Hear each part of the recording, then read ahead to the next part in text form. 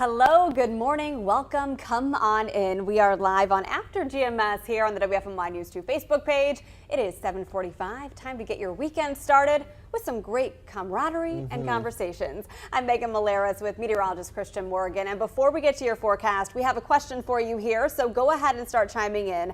Are you going to enjoy this nice forecast? Drop your weekend plans in the comments here, because to say low humidity, low 80s in mid-August in North Carolina, it's not a joke. Don't do it a lot. It's not a joke.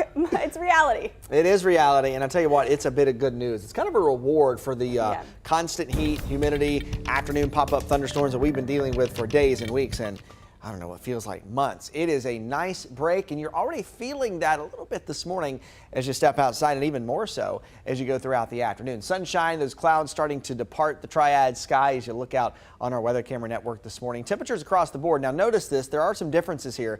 70s across the board in the triad, low 70s to the south and to the east. But we have 60s to the north and west, and that's that cooler air already starting to build in. If you notice, we're still in the mid 70s across the coast this morning, but on a wider view, that pocket of cooler air to the north, up along the Great Lakes region, up into Canada, that's really the source of where our comfort is coming from this weekend. So one cold front moved by yesterday afternoon. That brought us a few scattered thunderstorms yesterday evening. Now the second cold front on the heels of that is pushing through the triad as we speak, and this is really the one that starts to bring about that change.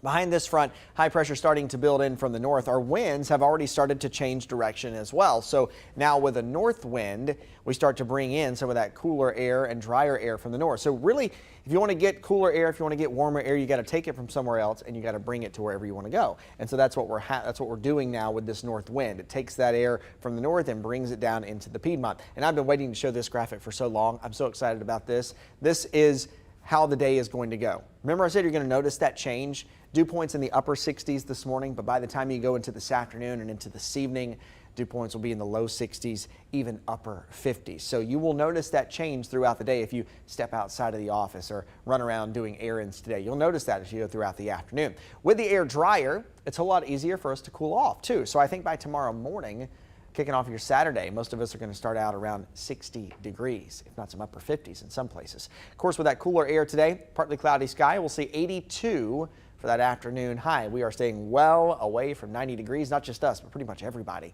in the Carolinas today. Mostly clear, 61 overnight as we go into your Saturday. There's your weekend. It is top notch for August. Sunshine, mid 80s, no humidity, no rain. Not getting better than that for Saturday. Partly cloudy for your Sunday with highs in the mid 80s for the afternoon. I have added just a 20% shower chance in there for Sunday evening and late Sunday night, but I do think we'll have plenty of sunshine and most of us end up staying dry the entire weekend. There's your 7-day forecast. No 90s in the 7-day forecast. Been a while since we've been able to say that. Humidity will start to come back. The rain and storm chances come back too as we go into next week. So take full advantage of this weekend. Just do something outside. Well, guess what? Rhonda and Scott will be in your fan club at the Bantam Rooster concert. Oh, they're chiming in here on Facebook? I need to check the comments. Catch our viewers up about your band's plans for the weekend. This is highly anticipated. You've been doing this for quite a while. What's happening Sunday? This is the 15th year 15 of Bantam Roosters Party in the Park. It started as just a way for us to play when we were just getting started. We didn't have anywhere to play. Nobody was booking us, so we needed something to do. So we actually bought or rented the park from the city of ASHEBORO to put the concert on. And so we said, well, this isn't going to bring anybody out just to see us. So we partnered with, at that time, it was the CUOC, it was the Christians United Outreach Center, which was actually just across the parking lot from Bicentennial Park. And so we raised canned food for those folks for a couple years, and then partnered with Our Daily Bread Soup Kitchen, which is in ASHEBORO. So it not only is a concert and it's a fun event for us, it's a way for us to give back because we don't get to play in ASHEBORO a lot. You know, we travel a lot around the Carolinas now, even up into Virginia and across the Southeast. So it's one of the few times that we are back in our hometown for our hometown fans and hometown fan club, and that we're able to give back to the local community. So it's a way to really help those families out. So I'd love to see you out there. You know, weather's going to be great this weekend. If you want to come out, we just ask that you bring a couple cans of food to donate to Our Daily Bread Soup Kitchen. And we try to, a lot of times we get monetary donations and try to turn those around and give those to the soup kitchen too. So That's amazing. And the fact that you've been doing this for 15 years, you were a teenager. I mean, when you and your brother decided to take this band to the next level, and you did it so successfully in a way that is helping your hometown community. It's so great. And he's going to be humble and not admit this, but I mean, this is a crowd-pleasing event. I have a lot of family and friends in Asheboro. Everybody talks about this concert, and they are certainly super talented. So if you can come out, support our friend Christian Morgan and Bantam Rooster. That's very kind. Yeah, I'd love to see you out there if you're in the area or don't have anything to do Sunday night, 7 o'clock. Sounds good. Well, now that we've made your plans for you, let's see what else you are doing throughout the weekend. Let's see, everybody just commenting on what an amazing forecast this is. I think Bobby said he's going to sit outside on the patio at Natty Green's in downtown Greensboro. It would be a great weekend to make a reservation on a restaurant with a patio if you can find one. It's going to be a nice evening to have dinner outside too. Preston's thankful he can finally open his window today, not have to worry about that stifling humidity, the air quality. Let's see, we heard from Bobby, who also said he's still making some other plans besides his Natty Greens outing. Trying to scroll through some of these here. They're coming in rapid fire. Let's see. Rhonda's followed your band since the very beginning. She's been there since the very beginning. Scott anticipates Bicentennial Park will be packed. I hope so. Nadine is going to Topgolf in Charlotte. And That's fun. Chris I is love also Topgolf. excited. Yeah, Topgolf. Apparently, well, as we've been reporting, there is a development in possibly getting Topgolf here in Greensboro. Kind of the preliminary stages of that stage are set. We're working on confirming the details, but that would be really exciting. Still going to Charlotte, not too far away. People really enjoy that. It's a good weekend to golf. It's a great weekend to golf. Yeah, even if you're not going to Topgolf, just get out to the golf course. Or even if you can't do that, get out in the yard and hit golf balls. My dad does that every night. If he doesn't go to the golf course, he'll chip around in the yard after dinner, just as a way to keep his chops up. The neighbors ever find a golf ball in their window? I'm sure they found some of mine. I don't know if they found some of his. Blame it on Dad? That's right. He did it. I was at the concert. I didn't do it. Yeah. Okay. This is so fun. What a great weekend. Shanika's going to a Grasshoppers game this evening, volunteering at a charity bike ride tomorrow. You're pretty busy, Shanika. Thank you for helping out our community. Preston is just saying he's loving this fall air. It will make it easier to mow the grass without swearing after every few minutes. Simple things, Preston. Then I think he said sweating, but I think it goes for both. Oh. I think it works for both. I got you. Yeah, it definitely does apply to both. It's going to be a very, very noticeable change. And, dew points in the 50s are really, really nice this time of the year. Temperatures in the 80s. It's not such a huge temperature change, but it's a big change in the way of comfort. We always kind of say that dew point is the air that you can wear. I kind of call it your key to comfort, because even though temperatures are going to be very comfortable in the mid 80s, when you don't have all that humidity, it just feels so much better outside. Even outside this morning throughout the course of our Good Morning show, first time I stepped outside at about 4:30, it was still pretty humid. And then toward the end of the show at about 7, I said, it feels a little better out here. So it is a noticeable change. Yeah, I mean, we talked about it a couple times when we were out live at the Wyndham Championship last weekend. Our papers were just soggy. Oh, yeah. It was so floppy. Gross and humid. I mean, so to be able to say we have low humidity, low 80s in August is really amazing. Low tropical activity, at least right now, knock on wood. I know it's still, heading into peak hurricane season, but really take the opportunity to do those last minute summer plans if you can. Yeah, and enjoy it. Just take advantage of it this weekend. Awesome. All right, so now that we have fully talked about this conversation, let's get into our headlines this morning, and then we have another talker coming up. All right, so Blind Tiger in Greensboro remains open for business. It held its first event since the owner and 2 employees faced charges for a 19-year-old patron's death in the bar's parking lot last month. After the death, North Carolina's alcohol law enforcement took away the venue's alcohol permit. Concertgoers said they will keep coming back to watch live music and hope the venue does not close its doors.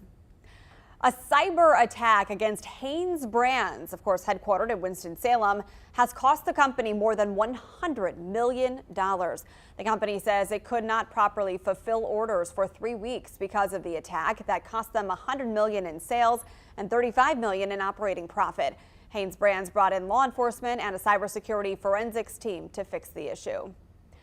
The U.S. Postal Service is increasing rates for holiday shipping starting in October. First-class packages will have a surcharge between 30 cents and $5.85, depending on the weight and the distance.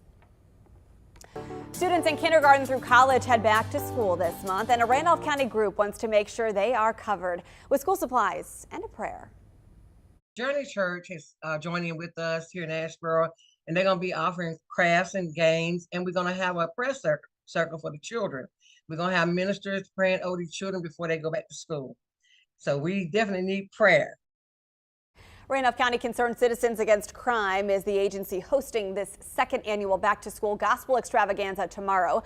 Families can watch the free concert, get some free food, and walk away with free backpacks filled with school supplies. Bring your lawn chair to Bicentennial Park in Asheboro tomorrow afternoon at 3:30. Organizers have a lot of fun planned for the kids, and then the Gospel Expo and concert starts at 6. So you could really go to back-to-back events at Bicentennial Park in Asheboro this weekend. Right. You could Saturday and Sunday. Yeah, all for great causes. That's right. All right, so speaking of the great city of Asheboro, home of Christian Morgan and my husband Trevor, there are some big changes coming soon. The city will soon be home to another major attraction, the $15 million Zoo City Sportsplex. It's set to open early next year. City leaders say the project has been in the works since '08. The Randolph-Asheboro YMCA will run its soccer and beach volleyball programs at the park when it's finished. The site will also be able to host community events and tournaments. And then next week, did you hear about this? North Carolina Zoo in Asheboro will break ground on its new Asia Continent exhibit. That has been many years in the making. Last year, the state approved $75 million to start construction. It'll include tigers and Komodo dragons, among other Asian animals. The zoo expects this part to open in 2026. After that, they're going to be doing an Australia exhibit. This was the plan all along in building the zoo on so much acreage, still so much undeveloped in Asheboro, to do all 7 continents. So we have 2 already, North America and Africa. Now they're adding Asia, and then will be Australia, and so then they'll have a few more to go. We're just so fortunate to have this gem, not only in North Carolina, but in the central part of our state where it's easy for everyone to access. Yeah, the expansion has really been amazing to see at the North Carolina Zoo. And you know, being from Asheboro, and your husband can probably attest to this too, I think we took it for granted a little bit because we would go in kindergarten, first grade, second grade, third grade, fourth grade, fifth grade. We went in middle school. We did science projects there in high school. So we were always at the zoo. We always took, church groups. We always took church trips there. So we were always at the zoo. And then, I went off to college for 4 years and didn't go a lot and haven't been a lot, since I graduated high school. And now when you kind of take a step back, you sort of realize, like, wow, we really have a gym there. And it's such an interesting place and such a special place to have, and to see the expansion. Like you said, it's always been in the plan to build these extra exhibits. But now to see it come into fruition is really great. It'll bring a lot of folks to the Triad, bring a lot of folks to Asheboro. And you probably know this too, they just built that highway that sort of brings people in easier from Charlotte or from Raleigh, so you can get to the zoo a lot easier. So the zoo is so easily accessible now. Such a learning tool. It's just all around incredible to see this. Yeah, learning tool, also a huge conservation tool. Yeah. The staff at the North Carolina Zoo does a lot for conservation all over the world, sending people to other continents to help conserve the species and also stop poaching. It's a huge part of it. I did a story a few years ago about the Smart Tracker program, where they equip game wardens in some of these big reserves in Africa with the tools they need to stop poaching, because they want to save these species. So it's incredible the work they do. And Scott provided a comment here mentioning it is the largest natural habitat zoo in the world. I was going to mention that, and I was like, I knew I had seen it or read it, but natural, and that's a key part of it. It's the largest natural habitat zoo. Yeah. Which is critical, because I'm from St. Louis, Missouri. We have a renowned zoo, and we went there all the time growing up. But I tell you, it is nothing in comparison to the North Carolina Zoo in terms of space. Natural habitat for these animals. Sometimes you go to the North Carolina Zoo, you can hardly see the elephants and the rhinos, which I think is great, because that means they have space to roam. They travel hundreds of miles every day in the wild, so to be able to do that in some capacity in a more confined space to protect the species is, I think, as good as it's going to get in a zoo environment. Yeah, it is. So. But they take extra care. Obviously, just being in Asheboro, know a lot of folks that work for the zoo or work in the zoo, and they're all very, very special people and have a special attachment to what they're doing. Yeah, and by the way, all of this commentary is just our observations. As patrons, we have no ties, or they're not paying us to say this or anything. This is just us talking about what has become really a staple in our community and such a great place for family fun. So let's take a look at what some of you are saying here. Mickey's favorite animal at the zoo is the polar bear. Mine too. There are 2 polar bears at the zoo. They've been trying to mate them for several years. Hopefully one day we could have some polar bear cubs. We'll see. Let's see. Scott observed the urban loop makes the zoo very easily accessible. It does. You see tour buses from all over the state coming to the zoo, field trips for the kids, really high in demand. And so it's really just a great place. I'm excited to see this Asia exhibit opening soon. Yeah, I can't. It said 2026. Yeah, it'll be here before you know it. It will be. There's a lot. You say that now I realize there is so much that's happening for the triad over the next 2, 3, and 4 years. That is so exciting with expansion and building and jobs coming here. Really awesome big things are happening.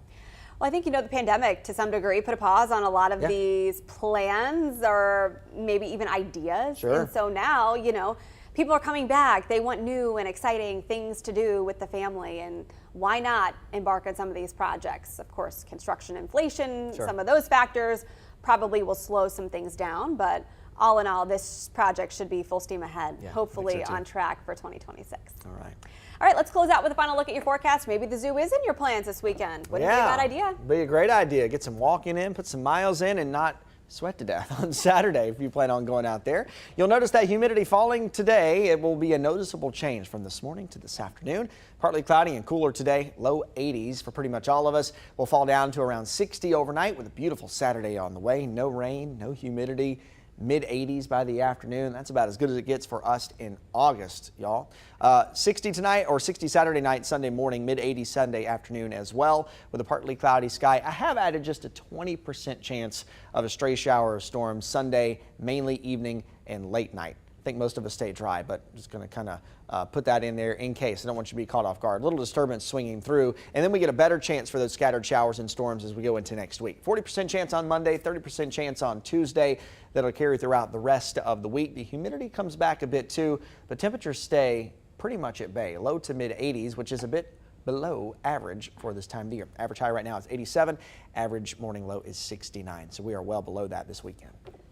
Best looking 7-day forecast in a while. In a long, long time. Enjoy every second of it. Thanks so much for joining us here on After GMS. We do this every weekday at 7:45 live on the WFMY News 2 Facebook page. Get out there and get to it. Have a good weekend.